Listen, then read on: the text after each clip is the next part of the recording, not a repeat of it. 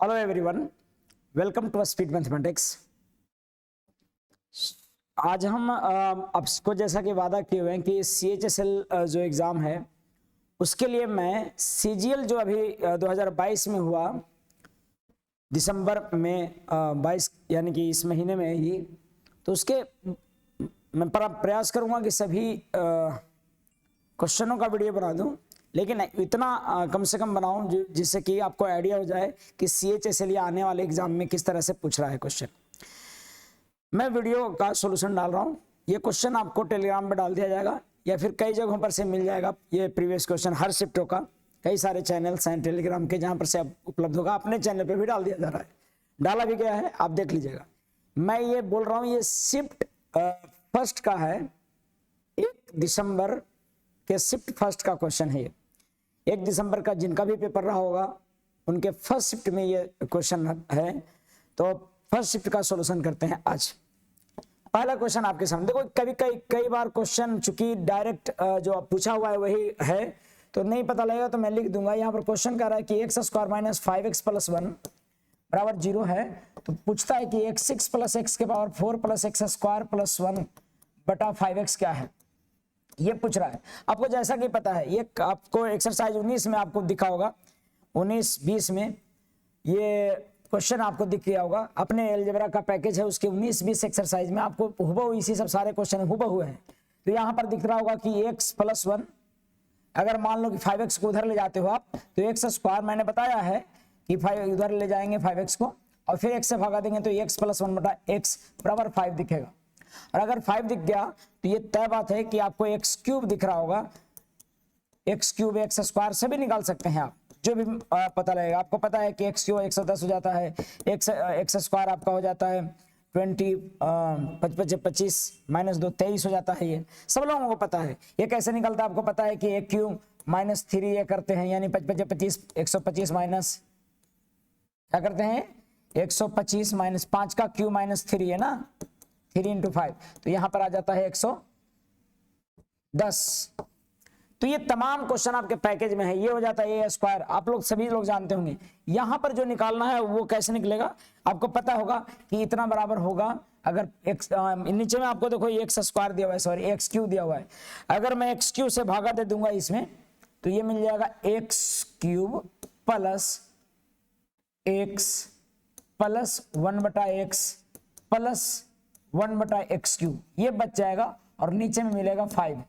और आप देख रहे होंगे कि x³ प्लस 1/x³ आपका यहाँ पर x³ प्लस 1/x³ आपको यहाँ पर दिख रहा है, ये आपका 110 है। तो मैं लिखूंगा इतना बराबर ऊपर में 110 और प्लस x प्लस 1/x का वैल्यू आपका 5 है, तो ये मैं लिखूंगा 5 और बटा 5 लिखेंगे, तो इस बचे 115, आंसर इसका 23 आएगा।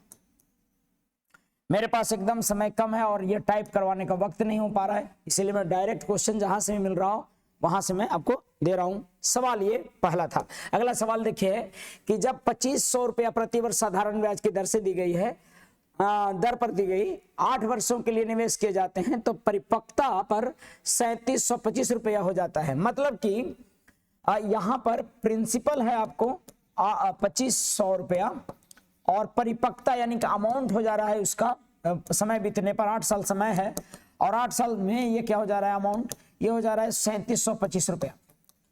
यानी कि आप ऐसा ही देख रहे होंगे, घटाएंगे इसको तो 25 रुपया और 2 और ये 1225 रुपया दिख रहा होगा इस साधारण में। आपको पूछता है कि भैया रेट क्या है, तो रेट बराबर आप सब लोग जानते हो, दर बराबर क्या होगा ब्याज गुने 100। सीधा लिखा करिए, बेसिक फॉर्मूला, कोई ट्रिक नहीं, कोई तामझाम नहीं, सीधा लिखिए और निकालिए। आपको क्वेश्चन इतने आसान दे रहे हैं कि सारे क्वेश्चन आपको बनाने चाहिए और कोई एक्स्ट्रा करने की आवश्यकता नहीं है। जितना बुकों में पढ़ चुके हो, प्राइमरी चीजों को पढ़ते हो, ट्रिक के एकदम चक्कर में ना पड़िए, क्योंकि आसान सवाल दे रहा है। 00 से 00 25 से काटेगा ये, 25 से आपको 5 से पहले काट रो, 5 का 20, 5 दूनी 10, 5 का 20 और 5 25, फिर 5 से कट जाएगा 5 का 20 और 45 49 बार में 49/8 यानी 49/8 आ गया। जो भी आएगा 49/8 आपका आंसर हो जाएगा। 8 × 40, 8 × 6 48, 6 पॉइंट के करीब आएगा और 1 to 5 आ जाएगा, क्योंकि आपको जब बटा में नीचे है 8 तो 1 to 5 बार में ये कटेगा, डेसिमल आएगा 125, यानी कि आंसर हो जाएगा सी। जो भी है आपका यहाँ पर दिख नहीं रहा होगा तो आप ये ध्यान दीजिए कि इतना % इसका रेट होगा। सवाल अगला बढ़ते हैं, समझ में आ रहा है बात, साधारण सवाल दे रखा है, क्लियर है बात। ये सभी आपके पैकेज में क्वेश्चन इस तरह के हुबहू टाइप्स के ही दिए हुए हैं। अगले प्रश्न की तरफ बढ़ता हूं। अगला सवाल है कि पी और क्यू एक परियोजना को क्रमशः 15 दिन और 10 दिन में पूरा कर सकते हैं। उन्होंने एक साथ काम शुरू किया लेकिन 2 दिन बाद क्यू छोड़ना पड़ा, क्यू को छोड़ना पड़ा। देखो पी और क्यू,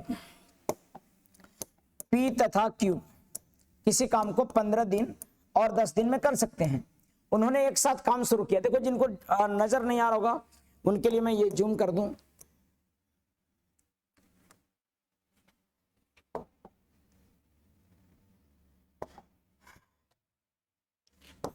पी तथा क्यू किसी काम को 15 दिन और 10 दिन में करते हैं, यानी कि आपको एलसीएम कितना हो जाएगा, आपका एलसीएम 30 हो जाएगा। पर दो काम प्रतिदिन और तीन काम एवरीडे करते होंगे, प्रतिदिन का काम निकाल लेते हैं और काम निकालने के बाद ये सोचते हैं कि 2 दिनों तक उन लोगों ने काम किया तो पीक्यू 2 दिन तक करेगा। ये बेसिक क्लास में आप देखे होंगे तो सबको पता होगा कि 2 दिन में ये 3 2 5 2 10 काम होगा।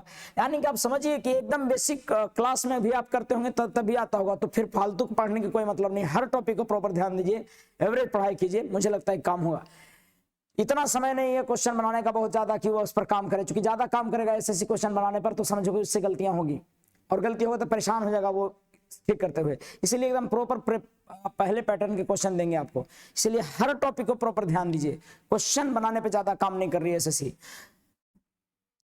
मतलब हम लोगों के आप देखेंगे किसी भी टीचर के पैकेज में ये सब साधारण क्वेश्चन होंगे। उन्होंने एक साथ काम किया लेकिन 2 दिनों के बाद क्यों को छोड़ना पड़ा और उसके बाद से 2 दिनों के बाद यानी 5-5 के हिसाब से 10 काम कर दिया होगा, छोड़ना पड़ा। और पी अकेले काम करेगा तो भाई 10 काम छोड़ दिया होगा, यानी 20 काम को अकेले पी करेगा। और पी अगर 20 काम को करना पड़ गया और ये करता है 2-2 काम के हिसाब से तो इसको 10 दिन लग जाएगा, यानी 10 दिन इधर लग गया। शेष काम पूछ रहा है या क्या बोल रहा है, ये कह रहा है पूरा काम, यानी पूरा काम 10 दिन और प्लस 10 2 12 दिन। देखो ऑप्शन में 10 भी रहता है, यानी कि इसका सही आंसर होना चाहिए क्या, 12 दिन आंसर होना चाहिए। पूरा काम की बात कर रहा है, ठीक है। 10 दिन लास्ट में पी किया और 2 दिन तक दोनों साथ किया था, 12 दिन। अगले प्रश्न की तरफ बढ़ता हूं। सवाल अगला है कि 27 पारियों, ये हुबहू पैकेज का क्वेश्चन। आप समझिए, आप लोग जो लोग मुझसे पढ़ रहे होंगे या फिर जो लोग देख रहे होंगे, मुझे लगता है या कहीं भी पढ़ रहे होंगे, उनको अगर सही ढंग से पूरा सिलेबस उनके पास पढ़े होंगे तो सारे क्वेश्चन क्लासरूम के हैं। इसलिए जहां पढ़ते हैं मन से पढ़ें, क्योंकि सभी शिक्षक बेहतरीन ढंग से पढ़ा रहे हैं। सवाल देखिएगा अगला, 27 पारियों, मेरे तो सारे पैकेज में क्वेश्चन है ये सब। 27 पारियों के लिए किसी क्रिकेट खिलाड़ी का बल्लेबाजी का औसत 47 है। 27 पारियों के लिए 27 पारियों के लिए 47 औसत है, ठीक है। और कह रहा है कि एक पारी में उसने का उच्चतम स्कोर उसके न्यूनतम स्कोर से 157 अधिक है। जब भी ये उच्चतम और न्यूनतम स्कोर की बात कर दे तो ऐसे में आपको क्या करना है, सिंपली आपको क्या करना है कि पहले उच्चतम मैक्सिमम को m और मिनिमम को, या मैक्सिमम को x मान लीजिए और मिनिमम को y मान लीजिए।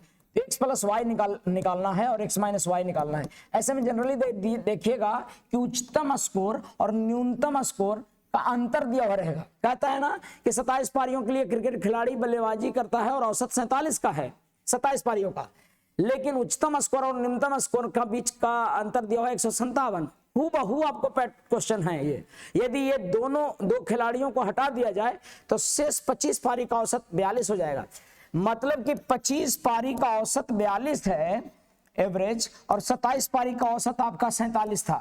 यानी कि जो 2 पारियां हैं x प्लस वाई, वो कैसे निकलती हैं पता है आपको, बताया गया होगा कि जितना बढ़ता है उसको लिखिए और इधर जितना बढ़ता है उसको लिखिए, या घटता है जो भी बढ़ता घटता है लिखिए। प्लस बढ़ा है तो प्लस में लिखिए, घटा है तो माइनस में लिखिए। अगर ये ऊपर लिखते तो माइनस माइनस लिखना पड़ता आपको। ये इससे गुना कीजिए 5 को और 2 को गुना कीजिए 47 से, और जो भी आता है गुना कर जोड़ के लिख दीजिए। 25 गुने 7 और प्लस 2 गुने 47, यानी कि आप समझ रहे होंगे 25 7 175 और 47 दूना 94। तो यहां पर जोड़कर आएगा 5 4 9 9 5 5 4 9 9 7 16 और यहां पर 269। क्लियर है बात, कहीं भी त्रुटि होता है उसको देखिएगा। अब देखो ध्यान दो, यहां पर x प्लस वाई बराबर दे रखा है, x प्लस वाई बराबर दे रखा है x माइनस वाई बराबर 157 दे रखा है, 157 दे रखा है, और x प्लस वाई बराबर मेरा आ गया क्या 269। तो आपको पता है x बराबर कैसे निकलेगा, x बराबर दोनों को जोड़ के दूसरे भाग निकलता है। जब x प्लस वाई और x माइनस वाई दिया हुआ हो और x निकालना होगा तो दोनों को जोड़ के दूसरे भाग, यानी कि जोड़ेंगे तो ये कितना 9 7 16, 8 लास्ट वाला कौन सा है 8, यानी कि दोनों को जोड़ के दूसरे भाग, यानी 2 6 9 और प्लस 1 5 7, 9 7 16, लास्ट में 6 आ रहे, नहीं दूसरे 8 बार में कटेगा, यानी कि 188 आ जाएगा। इसका कैलकुलेशन करके आप देख लीजिएगा, समझ में आ रहा बात, x का वैल्यू। तो ये कैसे आपको पता लगना चाहिए, पहले ही क्वेश्चन आपको दिया हुआ है, तो इसको इस तरह से डिसीजन अब इसमें लेना होगा। मुझे लगता है कि कोई दिक्कत इसमें नहीं है।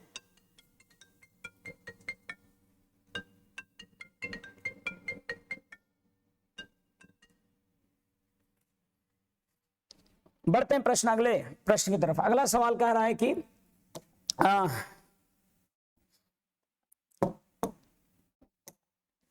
अगला सवाल कह रहा है कि रिया 30% छूट पर या 25% और 5% की 2 क्रमिक छूट पर, रिया 2 क्रमिक छूट, एक कल छूट 30% पर या फिर 2 क्रमिक छूट 25% और 5% के 2 क्रमिक छूटों पर, इन दोनों में से निर्णय नहीं ले पा रही है। रिया को मदद करिए। रिया कहती है कि सर हमको 30% छूट मिल रहा है, एक 25% और 5% की छूट मिल रहा है, तो कौन सा छूट बेहतर है, और या दोनों छूटों में दोनों को इतना रुपये खरीदारी पर दिया जा रहा है, तो दोनों छूटों में क्या अंतर है। जब भी इस तरह का अंतर हो, याद रखिए ये वाला छूट बड़ा छूट होता है, इस छूट पर रिया अगर खरीदती है ये वाला छूट पर तो फायदा होगा रिया को, लेकिन कितने का अंतर पड़ जाएगा अगर करती है तो कितना प्रतिशत नुकसान हो जाएगा, अंतर कितने का होगा, तो अंतर रिया को पड़ेगा, जानते हैं कितना, इन्हीं दोनों का जो टुकड़े में करके दिया है उन्हीं दोनों के गुणनफल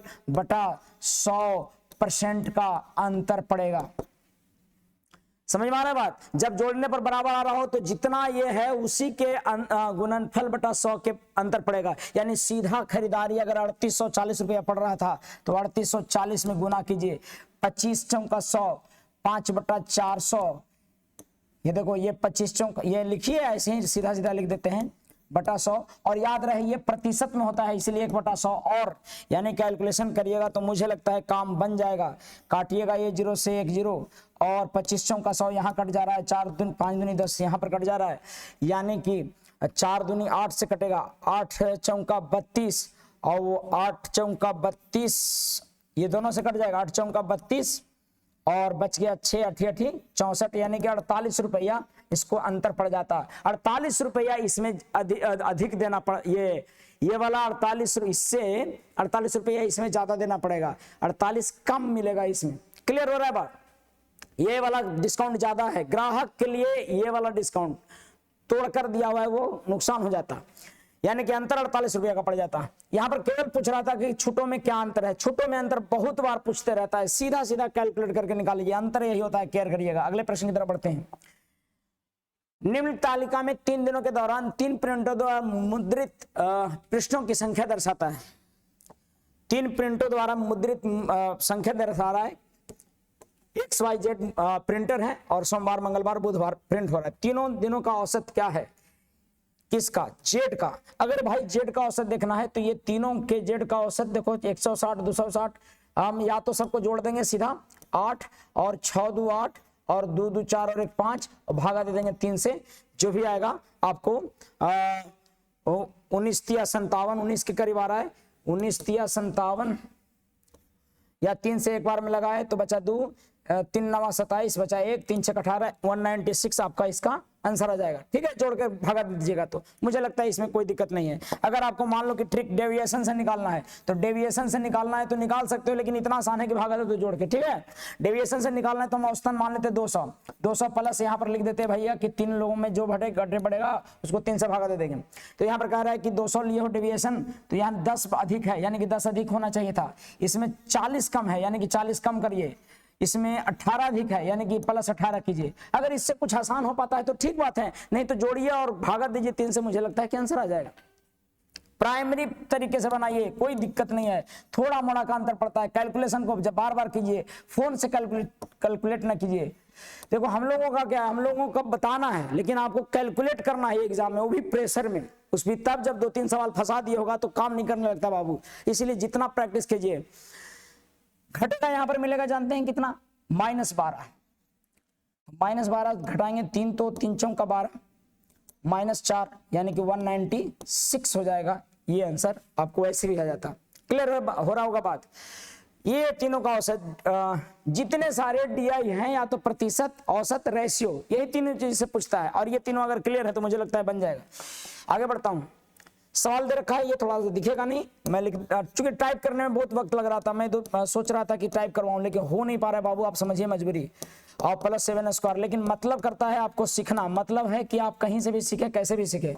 के का वैल्यू पूछ रहा है, आपको पता है कि प्लस वाला है, तो याद रखना है कि AQ + BQ अगर होता है, ये 5 फॉर्मूले केवल बताता हूं मैं क्लास में, 5 फॉर्मूले से ही हमेशा पूछता है, आप समझिए।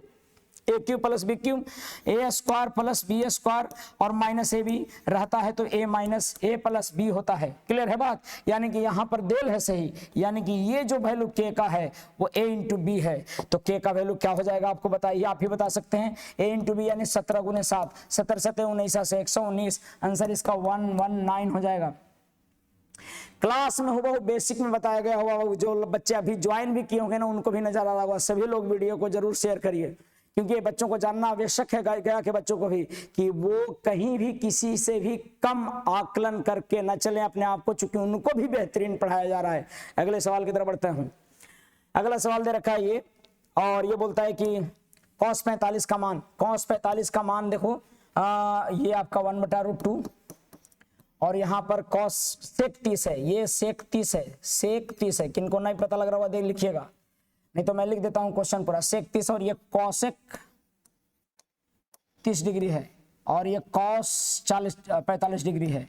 यहाँ पर प्लस में है, ये माइनस में है, ये प्लस प्लस, ये माइनस और ये माइनस, और √3 है। तो मैं आंसर ले आता हूँ, इस सबको ऑप्शन से मत जाइए, डायरेक्ट यहाँ सोचिए। sec 30 का मतलब कितना, cos 30 का मतलब तो 45 हो गया, cos 45 का मतलब तो 1/√2 हो गया, sec 30 का मतलब 2/√3, और cosec 30 का मतलब 2। कैलकुलेट करिए इसको, यहां पर कैलकुलेट कीजिएगा तो देखिए, देखने को मिलेगा क्या, 2 कॉमन हो जा रहा है पहले, तो 2 कॉमन हो जा रहा है पहले, और √3 ऊपर में चला जा रहा है, 2 कॉमन हो जा रहा है ये पहले, और ये मिल रहा है 1 + √3, ठीक है, 1 + √3, और ऊपर में है 1/√2। तो मुझे लगता है कि √2 से गुना कर दूंगा। देखो यहाँ पर मैं रैशनलाइज सब कुछ एक साथ कर रहा हूं, तो यहाँ पर आपको दिख रहा होगा, जानते हैं, √3/2√2 इंटू √3 + 1, और अगर रैशनलाइज करोगे तो ये √3 इंटू √3 -1 हो जाएगा ऊपर में, ठीक है, √3 -1 हो जाएगा। और अगर इसको रैशनलाइज करोगे तो ऊपर में गुना करना पड़ेगा, नीचे में 8 बहुतों के आ रहा है, ठीक है, तो रैशनलाइज कर दिया तो इधर तो बच जाएगा, ये √3 + 1 को रैशनलाइज करेंगे तो √2 यानी कि 2 बच जाएगा ये, और ये 2√2 है, तो यानी कि यहां पर आ जाता होगा, जानते हैं कितना, 4√2 और गुना करके 3 - √3, ऐसा दिख रहा होगा। मैं √2 से फिर से गुना कर देता हूं, ये 4√2 बच रहा होगा नीचे, √2 से फिर रैशनलाइज कर दूंगा तो ये जानते हैं क्या मिल जाएगा, ये मिलेगा 3√2 - √6 और बटा में 8।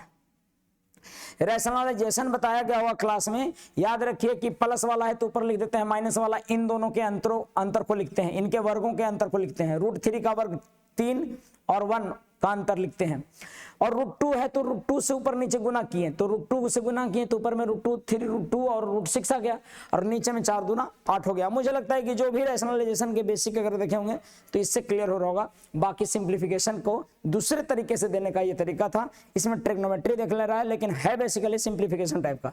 अगले बढ़ते हैं, कहता है एक पान व्यापारी क्रैमुल को 12.5% हानि पर में बेचता है। 12.5% का मतलब होता है 1/8 बाबू, आपको बताया गया होगा 1/8 होता है 12.5% का मतलब, यानी कि 8 वाला सामान को 7 में बेचता है, यानी सीपी है, अगर ये एसपी है तो ये 8 वाला सामान को 7 ही में बेच देता है, ऐसा कह रहा है ये। लेकिन 36 के बजाय कितना, 36 के बजाय 28 केजी का वजन का प्रयोग करता है। बेचते समय 36 के बजाय 28 केजी का वजन का प्रयोग करता है। समझ रहे हैं बात को, कहता है कि भैया बेच रहे हैं 36 केजी लेकिन 36 केजी के बजाय 28 केजी वजन का प्रयोग करता है। व्यक्ति क्रमुल पर बेचता है, हानि पर बेचने का इतना हानि पर बेचने का दावा करता है, लेकिन 36 केजी के बजाय 28 केजी का प्रयोग करता है। यानी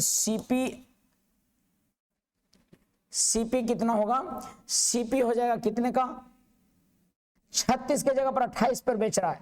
यानी कि ओरिजिनल सही तौल कितना का है, सही तौल है 36 का।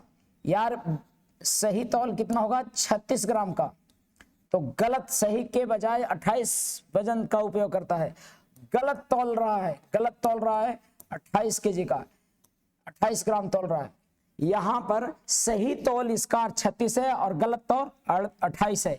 इसका मतलब ये हुआ, जिनको भी इसका मतलब ये हुआ कि इसका सीपी पड़ता होगा उलट, इसका हमेशा से बेचते समय आता ऐसा हो तो सीपी और एसपी जो लिखते हैं, गलत तौल जो होता है सो सीपी हो जाता है और सही तौल होता है सो एसपी होता है। समझ पा रहे बात? बेचते समय खरीदारी कितना का पड़ा होगा इसका, बेचते, एक मिनट, सही तौला यानी 36 ग्राम सही तौल है और उसको तौल रहा है कितना, 28 ग्राम। तो यहां पर बात ये हुआ कि 36 ग्राम का लागत लगा है लेकिन सामान दे रहा है कितना, 28 ग्राम का। पलट जाता है ये।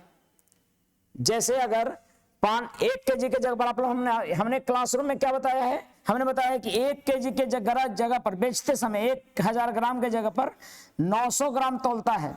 अगर मान लो कि ये सही तौल है 1000 का लेकिन गलत तौल करता है कितने का, 900 का, तो यहां पर ध्यान दीजिएगा सीपी और एसपी का अनुपात जो होगा, बेचते समय की बात कर रहा है ये बेचते समय, सेल करते समय, बेचते समय की बात हो रहा है। ऐसा सही तौल इतना का है लेकिन गलत प्रयोग करता है, तो यानी कि 900 ग्राम का इसका खरीदारी पड़ा होगा, 900 ग्राम का ये सामान इसका जा रहा होगा और पैसा ले रहा होगा उसको कितना का, 1000 ग्राम का।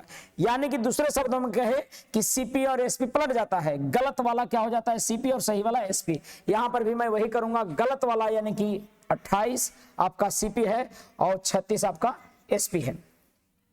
क्लियर है बात? गलत वाला सीपी और सही वाला एसपी हो जाएगा। यानी कि इसको काट दीजिए, 7 चौक 28, 9 चौका 36। आप देखिएगा तो यहाँ 7:9 में बेचा जा रहा है। यानी कि टोटल क्रैमुल हो गया, ये कट जाता है ऐसे, टोटल क्रैमुल 8 रुपया और बेक्रैमुल 9 रुपया, यानी कि लाभ 1 रुपया। और अगर 1 रुपया लाभ हो रहा है तो 1 रुपया 8 रुपया में लाभ है, तो प्रतिशत लाभ तो 12.5%। अभी समझे आप कि 12.5% का मतलब होता है 1/8। आंसर हो जाएगा 1/8 प्रॉफिट, लाभ इतना परसेंट क्या होगा, प्रॉफिट होगा। मामला समझ रहे हैं कि नहीं बात? तो ये चीज ध्यान देना, ये क्लासरूम में आपको बताया गया है बाबू। अब आपको ये क्लासरूम में बताया गया तो मुझे लगता है कि ये आप समझ पा रहे होंगे कि क्लासरूम वाला ही दिया हुआ है लेकिन थोड़ा सा बदल के दिया है। 36 ग्राम की जगह पर वो 28 ग्राम बेच रहा है, गलत तौल रहा है, 28 ग्राम तौल रहा है, 28 ग्राम बेच रहा है, तो भाई कमा रहा है फायदा। अगला देखता हूं, नीचे दी गई 5 फैक्ट्रियों द्वारा उत्पादन की गई चम्मचों की संख्या को दर्शाता है। अच्छा, PQRS फैक्ट्री है, चम्मच की संख्या ऐसा है, ये चम्मच की संख्या 100 है। मैं लिख दे रहा हूं डार्क कलर से, कोई चम्मच की संख्या ये 100 है, यहाँ पर 200 है, यहाँ पर 150 है और ये 50 है और ये 250 है। ठीक है, अब कहता है P द्वारा निर्मित चम्मच की संख्या R द्वारा निर्मित चम्मच की संख्या से अनुपात क्या है। P द्वारा निर्मित चम्मच 100, R द्वारा निर्मित चम्मच, P द्वारा निर्मित चम्मच का R द्वारा निर्मित चम्मच, R द्वारा निर्मित 150, तो 50 दूनी 100, 50 3 150, 2:3 आसान होगा, 2:3 ही इसका सही जवाब होगा, आपको दिख रहा होगा। प्रश्न संख्या अगला देखिएगा, अगला सवाल दे रखा है, क्वेश्चन नहीं पता लग रहा होगा तो मैं लिख देता हूं, क्वेश्चन है 4 × 17। अच्छा, मैं इधर लिख देता हूं, 4 का ब्रैकेट में क्या हुआ है, 17 का क्यूब माइनस, देखो एक ही फॉर्मूला से दो दे रखा है, 7 स्क्वायर प्लस 7 का स्क्वायर प्लस P दिया हुआ है और यहाँ पर देता है 40। सोचिए क्या वही है सवाल कि AQ माइनस BQ बटा अगर A square plus B square और प्लस AB रहेगा तब जाके A माइनस B मिलेगा, क्या है सही बात? और अगर ऐसा मिलता है तो ये देखो, ये 4 से कट रहा है 10 बार में, यानी कि मिल रहा है 17 में से 7 गया 10 मिल रहा है। ये 4 बस इधर दे दिया है ताकि आपको पता ना लगे, लेकिन आप तो जानते हैं पता लग जाएगा आपको ऐसे। और यहाँ पर देखो P का मान कितना आ रहा है, P का मान आ रहा है आपका 17 × 119। चूंकि P का मान वही A इंटू बी होगा, A के जगह पर 17 है और B की जगह पर 7 है, तो 17 गुने 7, 17 7 119। यानी पढ़ने की आवश्यकता है, एक एक सवाल क्लासरूम का होगा बाबू। अगर आप लोग नहीं है कमेंट करके बताएंगे सर मैं आप ही के पास पढ़ा हूं और ये नहीं है। मैं एक एक पैकेज में हूबहू इस तरह के क्वेश्चंस आपको बता रखा है हमने। आगे बढ़ता हूं। दो संख्याओं का महत्तम समवर्तक HCF 12 है। दो संख्याओं का HCF 12 दे रखा है बाबू, HCF 12 दे रखा है और बोलता है कि HCF 12 है और कहता है इनमें से कौन सा लघुत्तम समवर्तक कभी नहीं हो सकता है। देखो मैंने बताया है कि HCF दो संख्याओं का HCF उन दोनों संख्याओं को काटता है, उन दोनों संख्याओं के योगफल को काटता है, उन दोनों संख्याओं के गुणनफल को भी काटता है। HCF सब में समाहित है, उनके संख्याओं के योगफल में, संख्याओं के गुणनफल में, संख्याओं के अंतर में, संख्याओं के एलसीएम में। तो यहां पर अगर 12 HCF है तो 12 से सभी कटने चाहिए और जो नहीं कटेगा वो HCF एलसीएम या उसका योग नहीं हो सकता है उनका, यानी कि लघुत्तम नहीं हो सकता है। दो संख्याओं का लघुत्तम कौन नहीं होगा? जो नहीं कटेगा। तो 72 इज डिविजिबल बाय 12, 84 से 12 से कट जाएगा, 12 84, 12 5 60 सब कट जा रहा है, केवल नहीं कट रहा है तो कौन? 90। यानी कौन नहीं हो सकता है? तो 90 नहीं हो सकता है, क्योंकि 12 से कंप्लीटली डिविजिबल नहीं है। अगले प्रश्न की तरफ बढ़ते हैं। ये सब केवल क्लास के बेसिक से है बाबू। समझिए, नीचे दी गई वृत्त में 8 कंपनियों द्वारा बेचे गए ट्रक की संख्या को दर्शाता है। इन सभी 8 कंपनियों द्वारा बेचे गए ट्रक की कुल संख्या 4000 है। एक विशिष्ट कंपनी द्वारा बेचे गए ट्रक की संख्याओं, इन सभी 8 कंपनियों द्वारा बेचे गए ट्रक की कुल संख्या के प्रतिशत के रूप में दर्शाया गया है। ठीक है, कुल संख्या के, इन सभी द्वारा बेचे गए ट्रक की कुल संख्या के प्रतिशत के रूप में दर्शाया गया ही सब। ठीक है, BCFH द्वारा बेचे गए ट्रकों की संख्या, BCFH ये 7 दिया हुआ है बाबू, और ये 6 है, ये 30 है, सॉरी 3 है, 3 है, ये 12 है, 18 है, 27 है, 13% है, ये 14% है, ये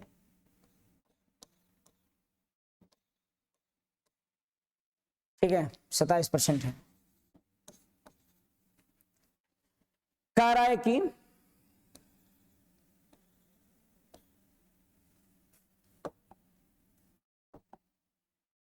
ये भी आप इतना समझिए, कहता है कि बी कितना परसेंट है? बी का 27% है। सी कितना परसेंट है? सी का 18% है। और एफ का कितना परसेंट है? एफ का आपका 7% है। और एच इंटर संख्या कितना परसेंट है? कम है। एच कितना परसेंट है? एच आपका परसेंट है, आपका एच 14% है। जोड़ के देखिएगा, कह रहा है कि सभी 8 कंपनियां, सभी मिला के 100 आ रहा होंगे, क्योंकि 100% को सूचित करता है। सभी के लिए 100 है, सभी कितना है? 100 है, लेकिन 100% सभी है। अब यहां पर जोड़िएगा तो ये मिलेगा 8 7 7 14 14 और 4 18, या 27 18 आपको 27 18 8 7 15 45 हो जाएगा। 45 और 7 7 5 12, यानी कि 52 और 14 आपका हो जाएगा 52 14 66, यानी कि सब 66% सब मिलके आ रहा है। कह रहा है कि 8 कंपनियों द्वारा बेचे गए ट्रकों की संख्या से कितना प्रतिशत कम है? कम लाना है, यानी कि 66% घटाएंगे इसमें से तो कितना कम होगा? तो यहाँ पर ये आ जाएगा 34% कम आएगा। आंसर इसका हो जाएगा ए पहला। मुझे लगता है कि बढ़ना चाहिए अगले सवाल की तरफ।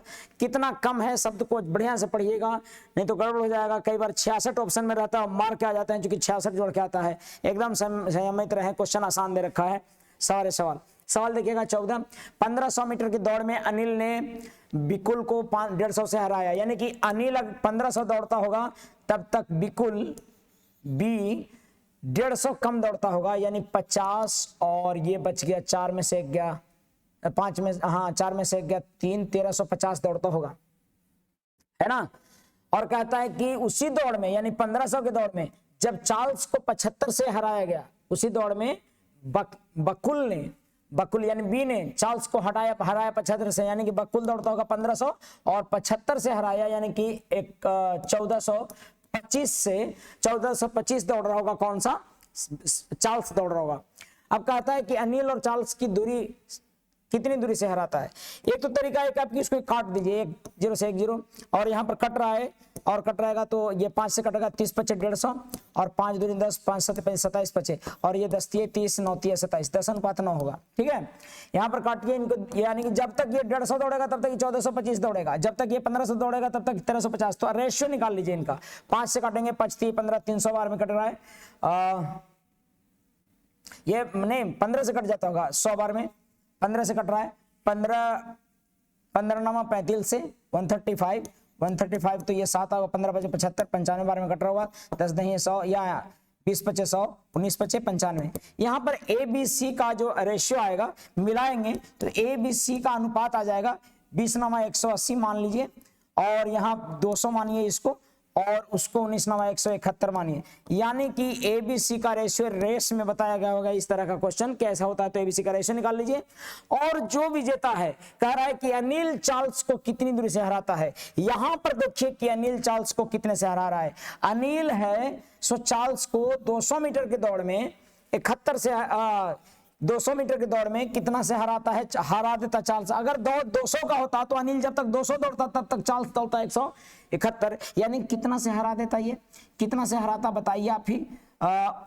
29 से हराता क्या, 7 दूना, हाँ 29 से हरा देता, यानी कि 200 मीटर की दौड़ में 29 से हरा रहा है, 200 मीटर की दौड़ में 29 से चार्ल्स को हरा रहा है। अगर दौड़ यही 200 न रह के 1500 का रहता तो कितना से हराता, 200 बराबर 1500 तो 29 बराबर क्या, 29 बराबर क्या, इतने ही से हरा देता। काट दीजिएगा, ये 7.5 बार में कट रहा है, 7.5 और 29 सते यानी कि 7.5 यानी कि इसका आपका आधा हो जाएगा कितना, 933 के हाथ में 6, 7 दूनी 14 और 6 20 और प्लस कितना इसका आधा, यानी कि आपको 14 दूनी 28 14.5 यानी 14 और 3 17 217 50, यही आपका आंसर हो जाएगा। आपको कैलकुलेशन थोड़ा करने पर फोकस करना पड़ेगा।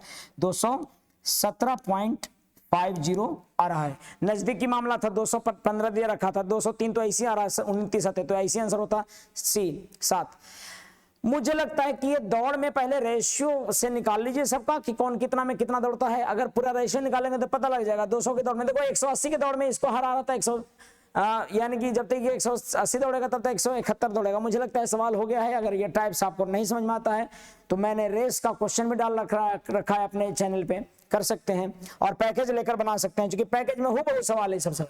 कहता है एक आयत की लंबाई और चौड़ाई बढ़ा दिया गया, एक लेंथ के लंबाई और चौड़ाई बढ़ा दिया गया तो क्षेत्रफल कितना, एरिया होता है L × B और किसी चीज में ऐसे बढ़ाया जाए 8% और 5% तो ये सक्सेसिव वृद्धि होता है, सक्सेसिव डिक्रीज या इंक्रीज होता है अगर बढ़ाया जाता है तो। और सक्सेसिव जब होता है तो कुल वृद्धि का कैसे लिखते हैं, तो कुल के लिखते हैं 8 + 5 + 8 × 5/100। ये सक्सेसिव वाला में टोटल वृद्धि अगर अलग अलग वृद्धि हो रहा है दोनों में तो होंगे। गुना वाला में कभी वृद्धि हो तो सक्सेसिव लगता है, तो 8 5 13 और 8 5 40 13.4 हो जाएगा इसका, 13.4 इसका आंसर हो जाएगा ऑप्शन नंबर ए। इतना % के टोटल वृद्धि होगी। तो मुझे लगता है कि समझ में आ रहा होगा। अगला प्रश्न देखते हैं। सवाल का निम्नलिखित में से कौन सा संख्या 49 के पावर 15 - 1 का भाजक है। Which one is divisor of 49 to the power 15 - 1 इसका। तो ये पता है ये किससे कटता है, ये पक्का 49 - 1 से तो कटेगा ही कटेगा। 49 - 1 यानी कि 48 से कटेगा और 48 से कटेगा तो ये 14 से नहीं कट सकता है, 8 से नहीं, हाँ 8 से कटेगा, ये 8 6 48, 46 से नहीं कट सकता है, 50 से नहीं कट सकता है। किससे कटेगा, 8 से। तो ऑप्शन के अकॉर्डिंग इसको बनाना था, 8 से ही कटेगा। आंसर 8 इसका सही है। अगले प्रश्न की तरफ बढ़ते हैं। यानी कि जो इसको विभाजित करेगा डिविजिबल होगा, जिससे ये डिविजिबल होगा ये ऑप्शन में से आंसर होगा। प्रश्न संख्या अगला हम देख रहे हैं। एक समकोण त्रिभुज है, एक राइट एंगल ट्रायंगल है, उसमें से क्या है कि एक त्रिभुज का नाम है PQR। कहां पर समकोण है, में Q पर समकोण है, Q यहां रखेंगे और R लिखिए यहां पे। PR की लंबाई 17 दे रखा है, वो तो जाहिर सी बात 17 होना चाहिए, तो 5 12 होगा, कोई 8 15 होगा, फिर 8 15 होगा। कहता है क्यूआर की लंबाई 8 है, पीक्यू की लंबाई 15 है, ठीक है। तो कहता है कि यदि आरपीक्यू अल्फा है, आरपीक्यू अल्फा है, ये अल्फा है, तो sine alpha plus cos alpha का मान क्या होगा। देखो बाबू, साइन अल्फा कॉस अल्फा यानी पी और बी ऊपर में जोड़, यानी कि 15/17 साइन अल्फा या 8 बटा कितना 17 और ये 15/17, तो 15 8 23 वाला आंसर होगा। 23 वाला एक ही ऑप्शन में है, 23/17 आंसर हो जाता होगा, 23/17। मुझे लगता है कि एकदम बेसिक सवाल दे रखा है, कोई बनाने की कोशिश नहीं किया। यानी कि प्रीवियस को पकड़िए आप, प्रीवियस अगर बनाइएगा कट पेस्ट कर सकता है ज्यादा से ज्यादा और कुछ नहीं करेगा, समय ही नहीं इनके पास। अगला सवाल की तरफ बढ़ते हैं। सवाल 18, दो वृत्तों की परिधि दे रखा है, इतना दो वृत्त हैं, दोनों वृत्तों की परिधि दे रखा है, एक का 198, ये R1 मान लीजिए और ये R2 है, तो इसका परिधि हो जाएगा 2 पाई R1 और इसका परिधि हो जाएगा 2 पाई R2, ठीक है। अगर ये परिधि आपका दे रखा है 352, मान लीजिए जिसका परिधि दे लिया, बड़ा वाला ये है और छोटा वाला ये है, अच्छा उल्टा लिख दिया मैं, कोई बात नहीं। आप इसका मान लेना कि ये दोनों का अंतर निकालूंगा, तो अंतर निकालूंगा तो 2 पाई R2 माइनस 2 पाई R1 लिखूंगा और ये लिखूंगा 352 माइनस 198, यही तो सरकमफेरेंस था, परिधि था। रेडियस का डिफरेंस खोज रहा है, सरकमफेरेंस निकाल लेंगे, सरकमफेरेंसों का अंतर दे रखा है यहाँ पर, निकाल सकते हैं 8 4 12, यहाँ पर हो गया। परिधि का अंतर कितना, ये 5 है, तो यानी कि आपको 4 आ जाएगा, 9 5 14 और यहाँ पर 1 आ जाएगा, 154 आएगा। R2 माइनस R1 बराबर जानते हैं क्या हो जाएगा, वो 154 गुने 7/2 गुने 22, चूंकि बटा में 22 आता तो 22/7 आता तो 7 ऊपर चला जाता। ये कट के पिट के जो आएगा, लगता है फ्रैक्शन में आ रहा है आंसर, देख लेता हूं।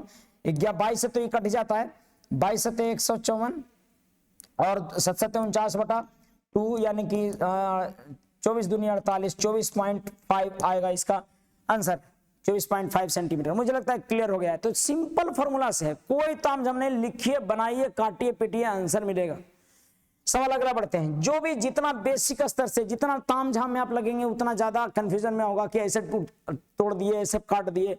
आप सिंपली कैलकुलेशन कीजिए। मुझे लगता है अगला सवाल की तरफ बढ़ना चाहिए। ये नहीं दिख रहा होगा, मैं इसको लिख देता हूं।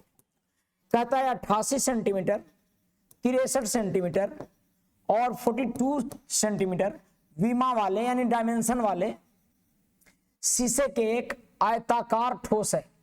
शीशे के एक शीशा का आयताकार यानी ठोस है, यानी रेक्टेंगुलर यानी क्यूबॉइड टाइप का है, आयताकार ठोस है। ठोस कह दिया यानी कि आयत नहीं है, ये रेक्टेंगल नहीं है, ये आयताकार ठोस है। इससे 8.4 के कितने गोले बनाए जा सकते हैं, ये पूछ रहा है। गोलाकार शॉट बनाए जा सकते हैं, गेंद बनाए जा सकते हैं, गेंद मान लो बनाए जा सकते हैं।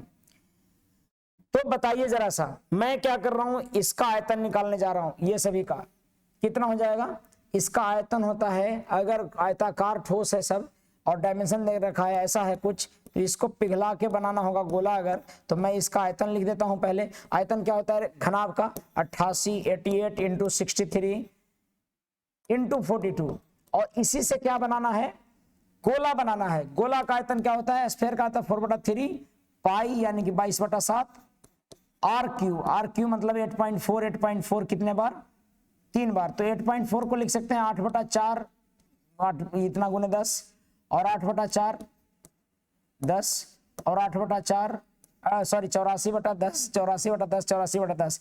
आप ये समझिएगा, ये गोला का आयतन क्या होता है 4/3 पाई R क्यूब। ये ये उसी घनाभ का यानी कि LBH के बराबर होगा, क्योंकि ये जिससे क्या बना रहा है हमको, इससे हम, ये घनाभ है और यानी क्यूबॉइड है, और इससे हमें क्या बनाना है, गोला बनाना है। इसी को तोड़ के मुझे लिख देना है ऐसे। और मुझे लगता है R बराबर दे रखा था 8.4, तो 84/10 लिखा हूं।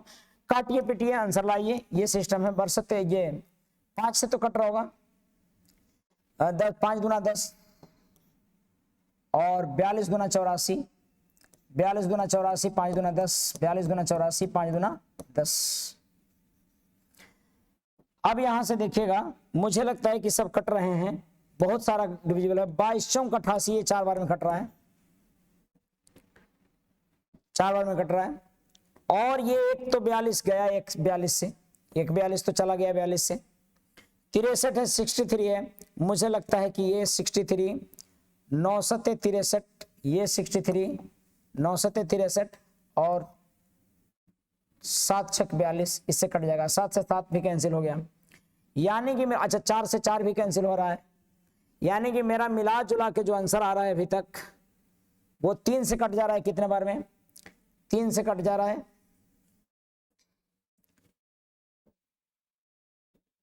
14 बार में, 14 बार में कट गया है। और मुझे लगता है कि सभी कट गए। मैंने 22 ज्यादा काट दिया क्या? देखो मैं पहले क्या कर रहा हूं, 42/5, 42/5, 42/5 काट दिए।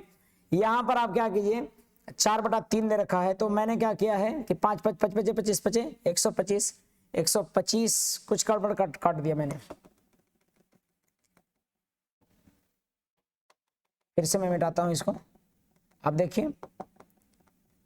हाँ ये तो काटा हुआ सही था सबका। 5 दूना 10, 42 दूनी 84, 5 दूना 10, 42 दूना 84। ठीक है, यहां पर से ठोस ठोस काटता हूं मैं, 42 से काटता हूं 42 को, पहले ये खत्म। और 22 से काटता हूं, 22 चौक 88, पूरा काट दिया इसको। और 21, इससे काट दिया 2 बार में इसको। अब मेरे पास जो बच रहे हैं वो 63 बच रहे हैं, और ये 21 दिया 63 और 21 दूनी 42, इसको आप काट सकते हैं। 21 दूनी 42, ऊपर में 42 और 21 दिया 63, 21 दूनी 42 और यहाँ, और 21 दूनी 42 और 21 दिया 63, यहाँ लिख सकता हूं मैं। और मुझे दिख नहीं रहा है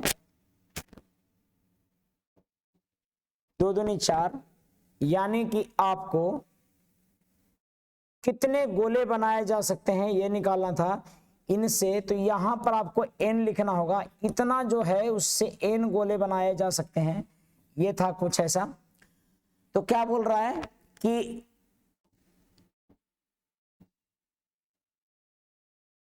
कितने गोले बनाए जा सकते हैं, यहां से निकालिएगा, कैलकुलेट कीजिएगा, आंसर आ जाएगा।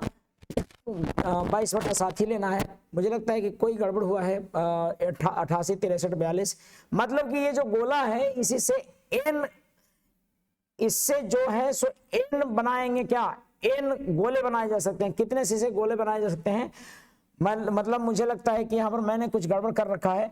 यहाँ पर एक चीज देखिएगा, कहीं मैंने रेडियस को व्यास को रेडियस तो नहीं ले लिया। ये देखो ये व्यास दे रखा है, मैंने रेडियस ले लिया है, गलत हुआ होगा। यानी कि जो वॉल्यूम है आपका 88 गुने 63 गुने 42, आगे करिएगा 4/3, पाई यानी 22/7, आर यानी कि रेडियस लेना था 4.2 यानी कि 42/10, 42/10, 42/10। ये गड़बड़ हो गया था शायद। जो लोग सॉल्यूशन देख रहे हैं उनको लग रहा होगा कि सर ये आपने रेडियस नहीं है, व्यास दे रखा है, व्यास मतलब डायमीटर। मैं यहाँ पर रेडियस बोल दिया ना, यहाँ पर क्या है ये व्यास है, मैंने लिखा नहीं, बोला यहाँ पर रेडियस, क्वेश्चन लिखने के चक्कर में गड़बड़ हुआ। यहाँ पर ये व्यास था, व्यास मतलब डायमीटर, इसलिए गड़बड़ हुआ था। अब काटिएगा, आंसर आ जाएगा। आंसर 750 है।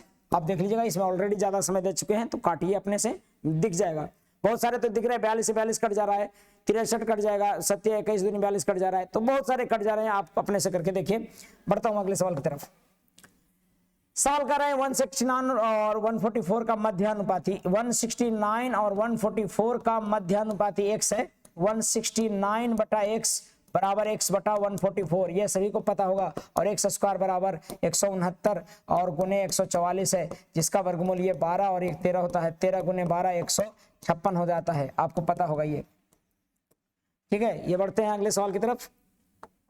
सवाल अगला दे रखा है कि ग्राफ देखिए ऐसे है, और 6 कंपनियों द्वारा पुस्तकों में बिक्री की गई है। तो प्रकाश कंपनी की 6 पुस्तकों की बिक्री कितनी है?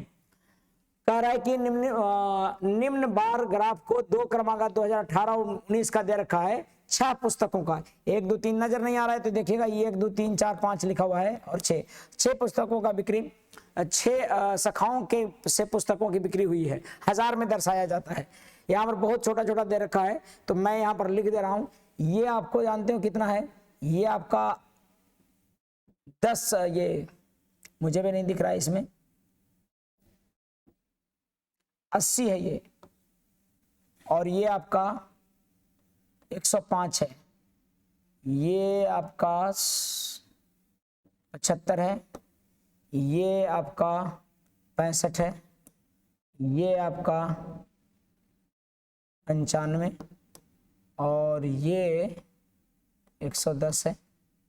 उसी तरह से हम मुझे केवल जिसका है उसका मैं बता रहा हूं। यहाँ पर ये थोड़ा सा जटिल हो रहा है, ये 80 है, 85 है, ये 95 आ जा रहा है, ये 80, ये वाला 85 होगा, 85 है ये। उसके बाद ये 90 होगा, ये 85 है तो ये 90 होना चाहिए या 95 हो जाएगा। थोड़ा सा अनुमानित लग रहा है, दिक्कत हो जा रहा है यहाँ पे। ये सब 95 है, यही दिक्कत हो रहा है इसमें। मैं देख लेता हूँ, फिर भी मुझे लगता है इस डेटा के अनुसार थोड़ा सा दिक्कत हो जाएगा। 95 और ये आपका नीचे से है यानी कि 75 है, हो रहा है ये 75 के बराबर है, ये 75 है ये, और ये 65 है यानी कि 70 है ये, और ये आपका 80 है। तो देखता हूं, मुझे ये डाउट, फिगर में थोड़ा सा डाउट है और दिख नहीं रहा है तो आपको समझना होगा, क्योंकि ऑनलाइन उसको क्रॉप करके वीडियो ये पीडीएफ बनाया गया है तो थोड़ा बड़ा इग्नोर करेंगे, गलती होगा तो। दोनों वर्षों में पहली शाखा की कुल बिक्री और दोनों वर्षों में चौथी शाखा की कुल बिक्री। पहली शाखा की कुल बिक्री दोनों शाखाओं में दोनों वर्षों में पहली शाखा की बिक्री कितना, तो 195 हमको लग रहा है, 185 हमको लग रहा है, 100 प्लस 105 ठीक है। और कह रहा है कि दोनों वर्षों में चौथी शाखा की कुल बिक्री, चौथी शाखा की कुल बिक्री 9 8 17 180 दिख रहा होगा। तो कटता है क्या? 20 से नहीं कटेगा, यानी कुछ कहीं मिस्टेक है बाबू। ये आपको 5 से कटेगा, 5 36, यहीं पर कहीं गड़बड़ हुआ है। पहला वाला में 80 है ये और ये 105 है, तो कुछ गड़बड़ तो है, 185 हो जाएगा इसमें। और ये 180 कहाँ से, चौथी शाखा का चौथी वाला में गड़बड़ हुआ हुआ, ये आपको 85 है और ये आपको 95 है, ठीक है।